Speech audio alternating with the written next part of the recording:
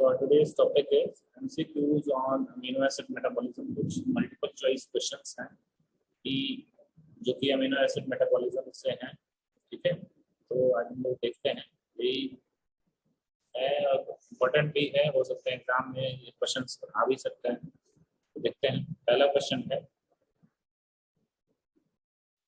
what enzymes in the urea cycle converts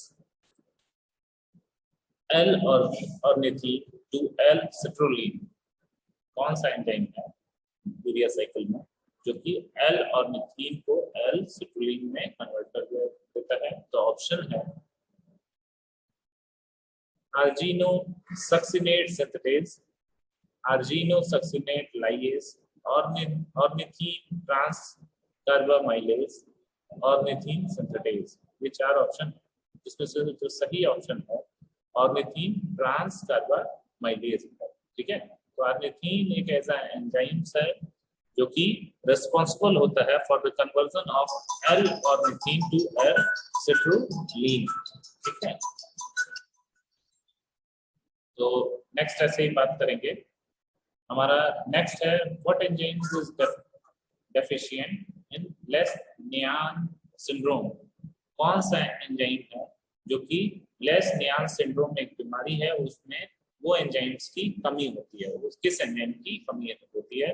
तो पहला आपका ऑप्शन है यूरिडीन काइनेज, दूसरा है यूरिडीन फॉस्फोराइलेज, तीसरा है एडेनिन फॉस्फोराइबोसिल ट्रांसफरेज, जिसे हम APRT कहते हैं, एडेनिन फॉस्फोराइबोसिल ट्रांसफरेज, और चौथा है हाइपोजेंथिन गुआनिन फॉस्फोराइबोसिल ट्रांसफरेज, HGPRT, ठीक है।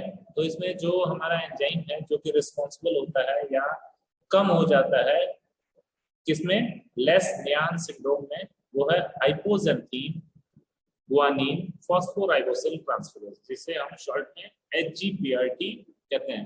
तो HGPRT आप लोग याद कर सकते हैं, HGPRT enzyme is deficient in लेस-नियान syndrome। Same ऐसे ही आपका तीसरा क्वेश्चन है, which of the following class of enzyme could possibly break down collagen, the most common protein in human body? ठीक है, कौन सा ऐसा एंजाइम है जो कि कोलेजन के ब्रेकडाउन के लिए रिस्पांसिबल होता है? तो पहला आपका है प्रोटीएज, दूसरा लाइपेज, तीसरा पॉलीमरेज और चौथा लाइगेज, ठीक है। तो कौन सा ऐसा एंजाइम है जो कि कोलेजन के ब्रेकडाउन के लिए रिस्पांसिबल होता है? तो ये है हमारा एंजाइम प्रोटीएज, ठीक है। तो protease is the enzyme which could possibly break down collagen, ठीक है। नेक्स्ट है, which of the following is a possible sequence of an arginase deficiency? कौन सा ऐसा वजह होता है जिससे arginase deficiency होती है?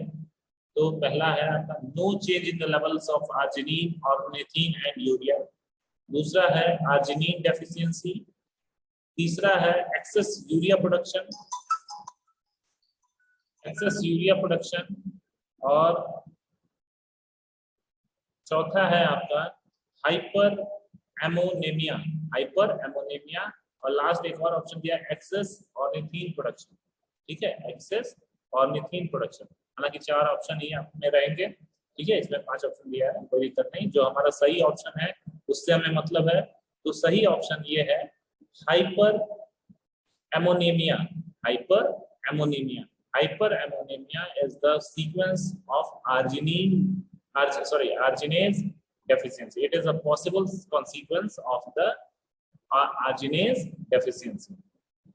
दूसरा, the next question, the enzyme responsible for the reaction that produces ammonia during amino acid deamination. कौन सा ऐसा एंजाइम है जो कि रिस्पांसिबल होता है for the reaction in the production of ammonia during amino acid deamination? तो कौन सा एंजाइम है? ऑप्शन आपका है glutamate dehydrogenase, amino transferase, cathepsin, carbamoyl phosphate synthetase, pyridoxal five phosphate. तो इसमें जो हमारा एंजाइम है वो है glutamate dehydrogenase. Glutamate dehydrogenase enzyme is responsible for the reaction that produces ammonia during amino acid deamination. ठीक है. नेक्स्ट हमारा क्वेश्चन आता है, phenyl ketonuria is a genetic disorder resulting in the lack of phenylalanine dehydrogenase activities. Dehydroxylase activity मतलब जो हमारा phenyl hydroxylase activity जो है वो कम रहता है या ना नहीं रहता है. During the first step of phenyl metabolism, phenylalanine is hydroxylated into what amino acid?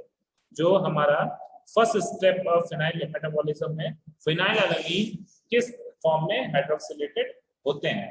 ठीक है, तो आपका जो ऑप्शन है वो पहला है थ्रियोनीन, दूसरा एलानीन, तीसरा टाइरोसिन, चौथा सेरीन और पांचवा ट्रिप्टोफैन. मतलब इसमें से कोई 5 ऑप्शन 4 ऑप्शन दिया रहेगा, इसमें से एक सही रहेगा. ये कंफ्यूज नहीं होना है कि 5 ऑप्शन इसमें दिया है. आप लोग के एग्जाम में 4 ही ऑप्शन दिया रहेगा, जिसमें से एक सही ऑप्शन उसमें रहेगा. तो हमें ऑप्शन मिला है थ्रियोनीन, एलानीन, टाइरोसिन, सेरीन और ट्रिप्टोफैन. तो फिनाइलएलानीन मेटाबॉलिज्म में फिनाइलएलानीन हाइड्रोक्सिलेटेड होता है किसमें? टाइरोसिन में. ठीक है, तो ये याद रखेंगे, टाइरोसिन में फर्स्ट सेकंड स्टेप जो रहता है टाइरोसिन में हाइड्रोक्सिलेटेड होते हैं. कौन? फिनाइलएलानीन. नेक्स्ट सेट ऐसे ही है, which of these describe the role of ornithine transcarbamylase in protein degradation? इसमें से कौन सा लाइन में जो ऑर्निथीन कार्बोक्सीमाइलेज एंजाइम है उस जो प्रोटीन डिग्रेडेशन में हमारा हेल्प करता है, वो किसके बारे में, कौन से स्टेप्स में उसके बारे में कहा गया है? ऑर्निथीन ट्रांसकार्बोक्सीमाइलेज के रोल के बारे में बात किया गया है. तो आपका पहला ऑप्शन है ornithine transcarbamylase converts carbamoyl phosphate into citrulline in the presence of ornithine. ये पहला ऑप्शन है. दूसरा है कि ornithine transcarbamylase is present in the mitochondria. फिर तीसरा है आपका deficiency of the enzymes leads to a decrease of ammonium ions in the blood. फिर लास्ट चौथा है deficiency of the enzyme leads to an increase in the urea in the blood. इसमें से कोई ऑप्शन इसमें से चारों में से कोई एक, कोई 2 या कोई 3 ऑप्शन सही है. तो इसमें से जो सही वाला है पहला और दूसरा ऑप्शन है, that is ornithine transcarbamylase convert carbamoyl phosphate to citrulline in the presence of ornithine. ये भी सही है. फिर आपका दूसरा वाला ornithine transcarbamylase is present in the mitochondria.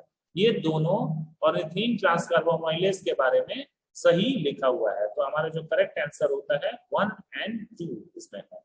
ठीक है, तीसरा वाला ऑप्शन सेम ऐसा ही है. Which of the following regarding mitochondrial carbamoyl phosphate synthetase are true. जिसमें से ये ऑप्शन दिया गया है, ये 4 ऑप्शन, उसमें से कौन सा कार्बोमोइल phosphate mitochondrial carbamoyl phosphate synthetase के बारे में सही लिखा गया है? तो पहला ऑप्शन है mitochondrial carbamoyl phosphate synthetase forms intermediates in the urea cycle. Mitochondrial carbamoyl phosphate synthetase forms intermediate in the urea cycle. दूसरा ऑप्शन है mitochondrial carbamoyl phosphate synthetase utilizes adenine triphosphate. Mitochondrial carbamoyl phosphate synthetase utilizes adenine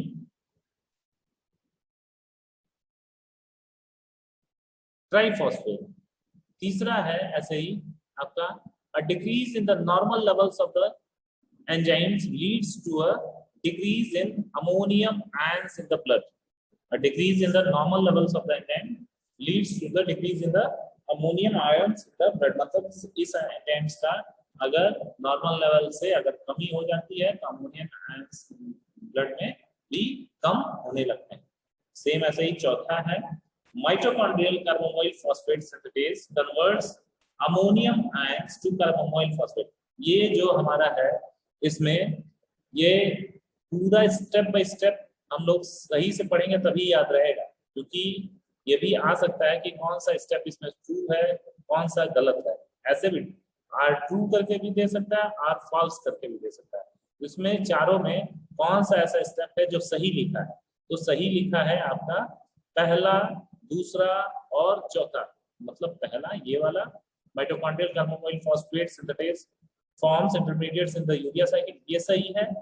फिर आपका दूसरा mitochondrial carbonyl phosphate synthetase utilises adenosine triphosphate, इसको ये ATP को mitochondrial carbonyl phosphate synthetase utilise करता है।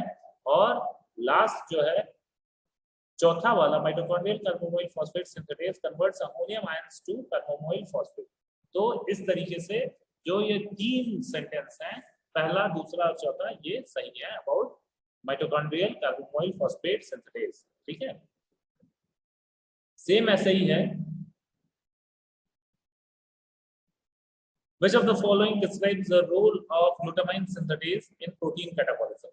प्रोटीन कैटाबॉलिज्म में ऐसा कौन सा स्टेटमेंट है जो कि प्रोटीन कैटाबॉलिज्म में ग्लूटामाइन सिंथेटेज के रोल के बारे में बता रहा है? तो इन चारों में तो पहला है आपका glutamine synthetase converts glutamate and ammonia to glutamine using one molecule of ATP. Using one molecule of ATP ये ग्लूटामाइन सिंथेटेज यूज करता है और इसको यूज करके ग्लूटामेट से अमोनिया, ग्लूटामेट और अमोनिया को ग्लूटामाइन में कन्वर्ट कर देता है। दूसरा है आपका सेम ऐसे ही, the reaction catalysed by glutamine synthetase is reversible. जो ग्लूटामाइन सिंथेटेज जो रिएक्शन कैटालिसिस करता है, कैटालाइज करता है, वो रिवर्सिबल होता है।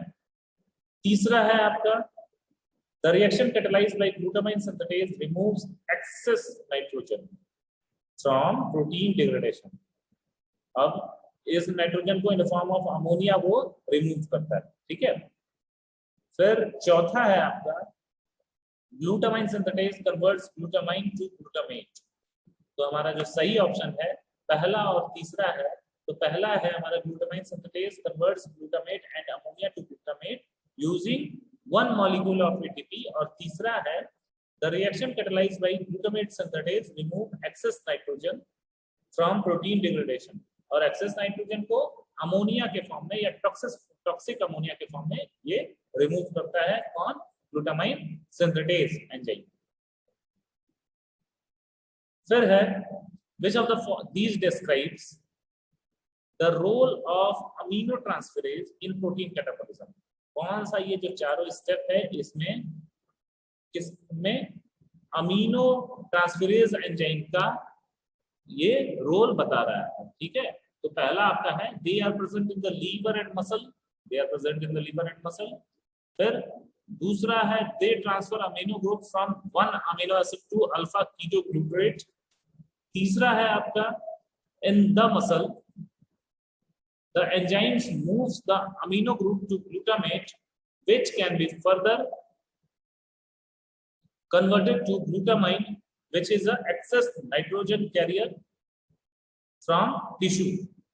और चौथा है आपका they catalyze irreversible reaction and release amino group as free ammonium। ठीक है, तो इसमें जो आपका सही वाला ऑप्शन है पहला, दूसरा और तीसरा। पहला है they are present in the liver and muscle, कौन? Amino transferase. फिर दूसरा है they transfer the amino group from one amino acid to alpha ketoglutarate. और तीसरा वाला जो है in the muscle these enzymes moves the amino group to glutamate which can be further converted to glutamine which is a excess nitrogen carrier from the tissue. ठीक है, तो इसमें ये तीनों वाला ऑप्शन जो हम लोगों ने पढ़ा ये सही है। ठीक है, तो this was all about the amino acid metabolism. ये इस पे अमीनो एसिड मेटाबॉलिज्म पे कुछ एमसीक्यूज हैं जो हम लोगों ने पढ़ा। ठीक है, आगे ऐसे ही हम नेक्स्ट एमसीक्यूज भी पढ़ते रहे।